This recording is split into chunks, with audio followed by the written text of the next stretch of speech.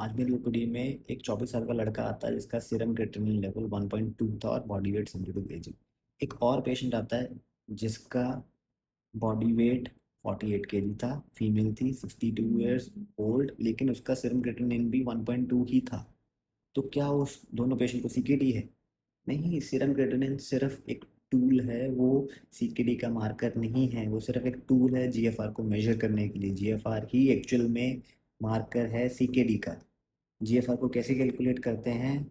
अगर mail patient है तो 140 minus age into body weight by 72 into creatinine levels, और जो मेल पेशेंट है उसका somewhere around 100 ml per minute के हिसाब से आया, विच मीन्स कि उसका जीएफआर नॉर्मल है, उसे सीकेडी नहीं है।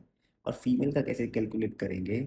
Same 140 minus age into body weight into 0.8 by 72 into serum creatinine levels, right? और उसका जीएफआर समवेयर अराउंड 35 आया, विच मीन्स कि उसी सीकेडी है, not to the patient who is 24 year of age with body weight 72 kg and serum creatinine level 1.2।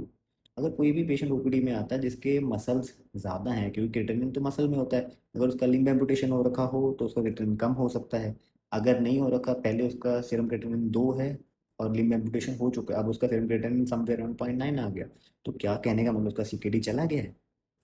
No, this serum creatinine doesn't qualify for the CKD।